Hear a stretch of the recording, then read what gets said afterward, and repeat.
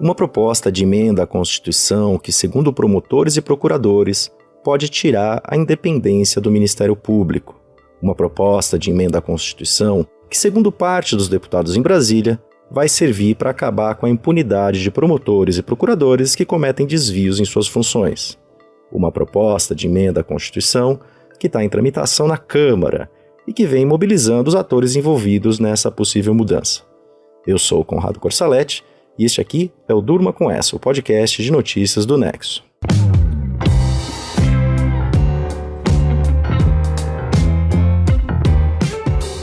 Olá, eu sou a Aline Pellegrini e tô aqui com o Conrado para apresentar esse podcast que vai ao ar de segunda a sexta, no fim da tarde e início da noite, sempre com notícias instigantes que podem continuar a ecoar por aí.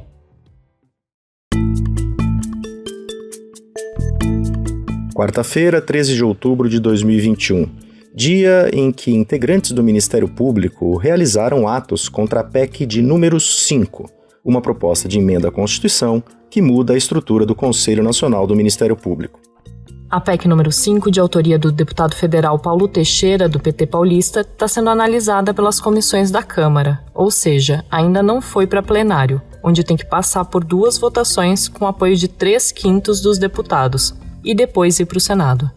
Para passar por lá é a mesma coisa, 2 votações com apoio de 3/5 dos senadores.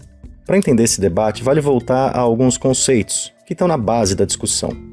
O Ministério Público é uma espécie de quarto poder da República, exercendo seu papel de forma independente do Executivo, do Legislativo e do Judiciário desde a Constituição de 1988.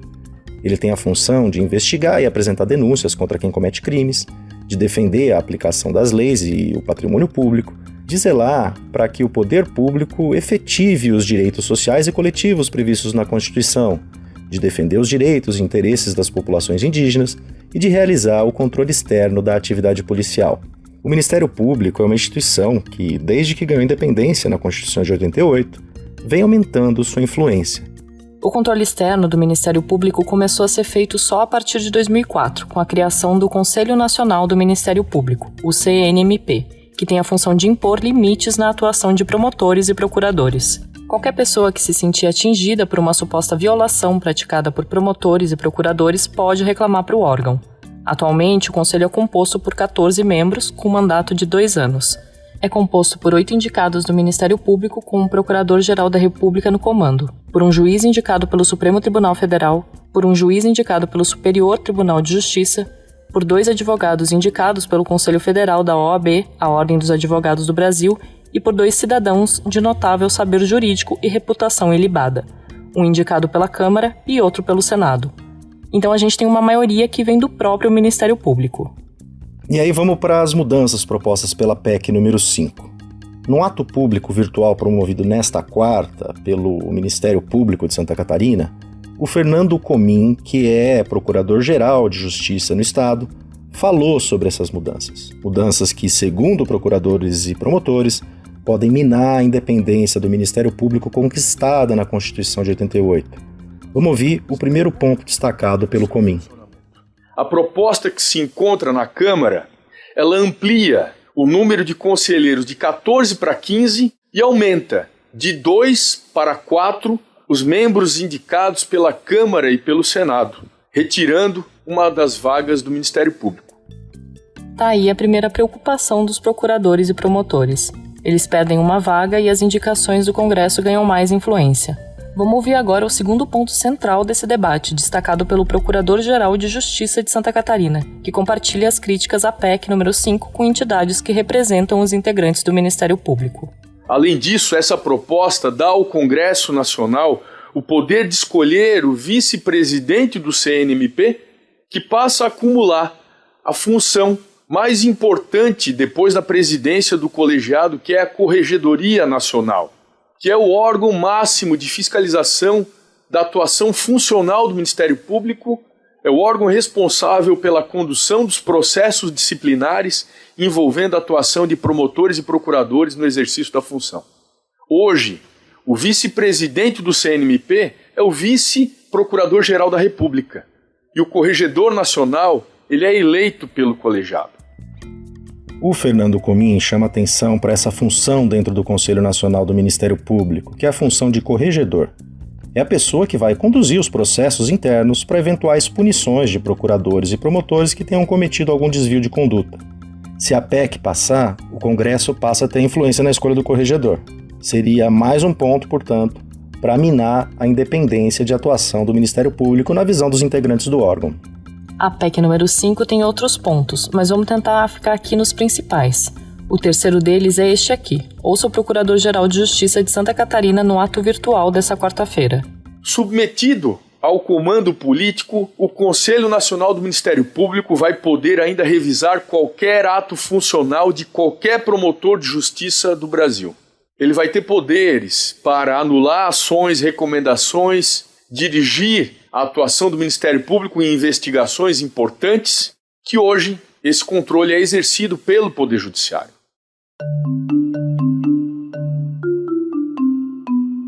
Os alertas sobre essa possível interferência do Congresso sobre um órgão independente como o Ministério Público traz junto um outro lado da moeda, um lado que ficou exposto durante a Lava Jato. A Operação Anticorrupção começou em 2014, prendeu gente poderosa, recuperou dinheiro de propina, enfim, ganhou uma grande repercussão na opinião pública. Mas também foi uma operação que levantou questionamentos desde o início sobre os instrumentos usados pelos procuradores, sobre a utilização de muitas estratégias que criaram controvérsia no meio jurídico. A situação se agravou quando vieram à tona, em 2019, as conversas que os procuradores da Força Tarefa em Curitiba tinham, no privado, com o então juiz da Lava Jato, Sérgio Moro. São conversas que foram reveladas pelo site da Intercept Brasil em parceria com outros veículos de comunicação e depois pela Operação Spoofing, que passou a investigar os vazamentos dessas conversas e acabou trazendo à tona vários outros diálogos que sugeriam uma atuação casada entre a acusação, papel do Ministério Público, e quem deveria julgar sem ter lado, no caso Sérgio Moro. Essa atuação em conluio acabou por anular as condenações do ex-presidente Lula na Lava Jato, a partir de decisões do Supremo Tribunal Federal. Quem foi colocado sob suspeição ali foi o Moro, mas o então chefe da Força Tarefa da Lava Jato em Curitiba, o Deltan Dallagnol, também foi alvo de várias queixas no Conselho Nacional do Ministério Público.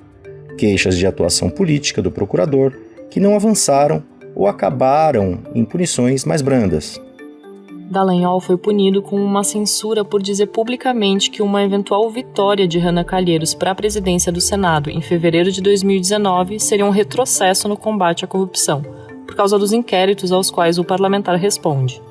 O Renan acabou perdendo aquela eleição interna para o Davi Alcolumbre.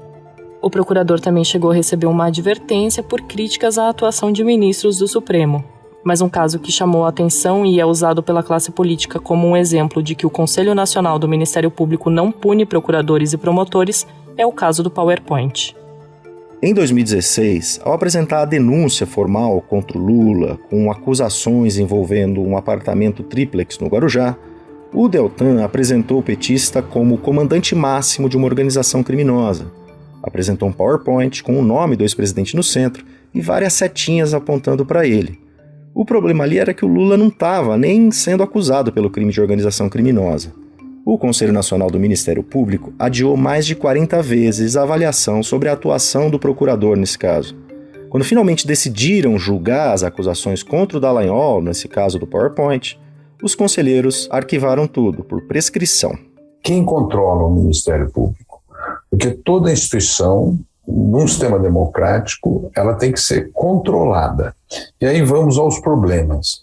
O Ministério Público, o CNMP, Conselho Nacional do Ministério Público, já faz 5 anos que eles discutem um código de ética. Então, em 5 anos não se tem um código de ética, qualquer instituição tem um código de ética. E já faz 5 anos que eles não aprovam o código de ética. Tanto que Esse é o Paulo Teixeira, autor da PEC número 5, em entrevista ao canal CNN Brasil nessa quarta. O deputado chama atenção para o fato de o Conselho Nacional do Ministério Público não ter seu próprio código de ética. Ele também minimiza o aumento de conselheiros de 14 para 15, com mais influência do Congresso, com indicações que passam de 2 para 4 vagas. Ao negar que vai haver aí uma interferência, o deputado afirma que todos os membros do Conselho, mesmo tendo várias origens de indicação, precisam ser aprovados pelo Congresso. O petista diz ainda que outro ponto polêmico da PEC, sobre a possibilidade de revisão de qualquer ato funcional de procuradores ou promotores, já está sendo negociado com entidades de classe do Ministério Público para ser retirado do texto. A única mudança que acontece de fato nessa PEC é a indicação do corregedor do Ministério Público pelo Congresso Nacional entre membros da carreira de procurador-geral, ou atuais procuradores-gerais ou ex-procuradores-gerais, que é um colégio muito pequeno de 50 pessoas no Brasil. Essa é a mudança que está sendo feita. Por quê? Porque a avaliação desses 15 anos do CNMP é que ele teve muita dificuldade de punir os seus próprios membros. Mas quem vai punir daqui para frente? Eles mesmos. Só que o que não se pode, porque qual é a diferença do Congresso Nacional escolher e deles escolherem o corregedor? A diferença é que quando eles elegem o corregedor, para o corregedor chegar à condição de corregedor, ele faz tantos acordos e dentre esses acordos o que nós temos visto é de afrouxar a punição aos seus membros.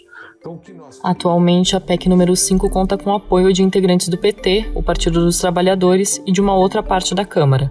E é uma parte importante, que é o grupo de parlamentares do Centrão, que teve muitos dos seus integrantes que também foram alvo da Lava Jato. Nessa quarta, o presidente da Câmara, Arthur Lira, deu uma entrevista à Rádio CNN e defendeu a PEC. Assim como Paulo Teixeira, o Lira afirmou que a proposta visa acabar com a impunidade. Abre aspas para ele.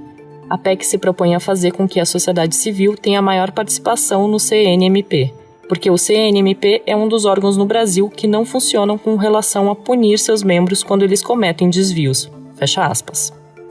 O presidente da Câmara, que é um dos líderes do Centrão, disse que tem vários pontos da PEC que ainda estão em negociação. Segundo o Lira, o texto pode ser votado ainda esta semana, se houver acordo, ou na semana que vem. A ver então como avança a tramitação dessa proposta de emenda à Constituição que mexe no órgão de controle do Ministério Público.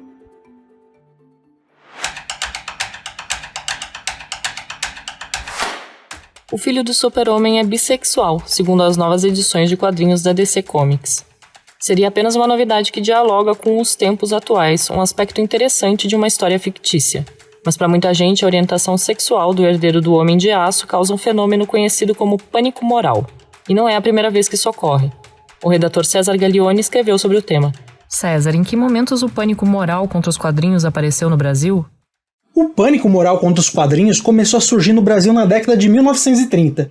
O primeiro expoente público a falar contra os quadrinhos foi o padre carioca Arlindo Vieira, que publicava artigos na imprensa local tentando vender a ideia de que os quadrinhos eram danosos para as crianças e para os jovens.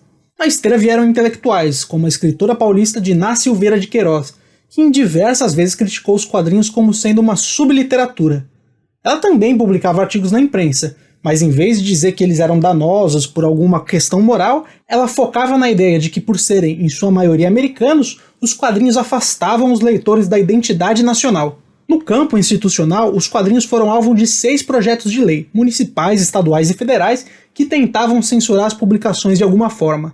3 deles foram aprovados e colocados em vigor: uma lei estadual em São Paulo, um decreto do ex-presidente João Goulart em 1963 e um projeto de lei do deputado fluminense Eurico de Oliveira em 1965. Todos eles apostavam na ideia de que os quadrinhos eram uma subliteratura, que inspirava crianças a virarem delinquentes e que, abre aspas, atentavam contra a moral e os bons costumes da sociedade, fecha aspas. Todas essas leis já foram revogadas, e a Constituição Federal de 1988 proíbe qualquer tipo de censura prévia na imprensa. E César, por que esse tipo de pânico moral costuma surgir? O consenso entre os pesquisadores da área é que pânicos morais costumam aparecer em períodos em que há grandes transformações sociais. Na visão do pesquisador americano Travis Hill, especialista em teorias da conspiração, os autores e mensageiros dessas ideias querem que a sociedade volte a um passado nostálgico, onde tudo supostamente era melhor.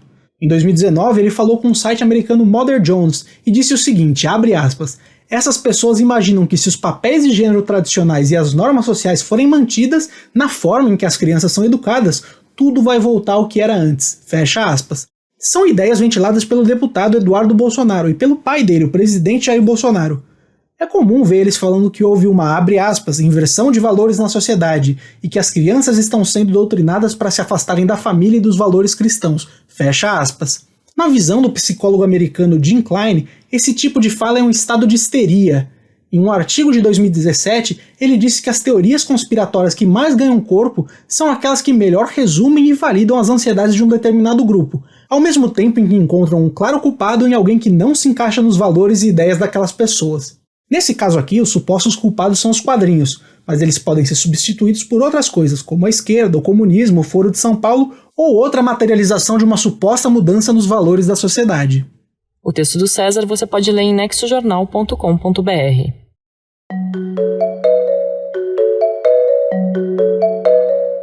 O governo e um grupo indígena estão de novo em confronto no Chile. Quem conta essa história é o repórter especial João Paulo Charlot. Olá, ouvinte, olá, amigos do Durma com Essa. O presidente do Chile, o Sebastián Piñera, decretou na terça-feira estado de emergência em algumas regiões do sul do país. Essa medida foi tomada para que o exército possa apoiar as ações da polícia nos enfrentamentos com grupos de indígenas Mapuche. O estado de emergência ele é muito parecido com as chamadas GLO no Brasil. GLO é a sigla da Garantia da Lei e da Ordem, que é quando o exército assume o papel de polícia, como nós já vimos acontecer tantas vezes no Rio de Janeiro, por exemplo, nos últimos anos. O Chile tem 10 povos indígenas. Os Mapuches são um desses povos e talvez sejam os mais organizados, mais combativos e expressivos politicamente. Uma parte importante dessa combatividade se expressa na política, mas outra parte acaba transbordando em ações violentas, como incêndios contra latifundiários e madeireiras. O governo do Piñera diz que as ocorrências policiais envolvendo os Mapuche cresceram 94% no primeiro semestre deste ano de 2021. E é preciso militarizar as ações na região, onde começa a aparecer, segundo ele, a presença do tráfico de drogas e de armas. Para a oposição, não se trata de nada disso. A esquerda chilena diz que o Piñera recorre à estratégia de mão dura para tentar desviar o foco. O presidente do Chile apareceu manejando contas em paraísos fiscais no escândalo chamado Pandora Papers, e agora a oposição tenta mover contra ele um processo de impeachment no Congresso. Além disso, o Chile tem eleições presidenciais marcadas para pouco mais de um mês, em 21 de novembro. O próprio Piñera não pode concorrer, porque o Chile não tem reeleição. Além do mais, o índice de rejeição ao governo dele era de 68% em setembro. Em todo caso, o discurso de mão dura, com o exército nas ruas, pode beneficiar o candidato dele, que é o Sebastián Sichel, de direita. Ele aparece em segundo lugar nas pesquisas, atrás do Gabriel Boric, que é de esquerda. Nos últimos anos, os Mapuche conquistaram um espaço inédito na política. Basta dizer que emplacaram 10 representantes na Assembleia Constituinte. Agora, com a militarização da região deles, essa ascensão política passa cada vez mais para o campo da polícia. Da PEC, que mexe na composição do Conselho Nacional do Ministério Público, passando pela celeuma sobre a orientação sexual do filho do super-homem e fechando com a tensão no Chile, durma com essa.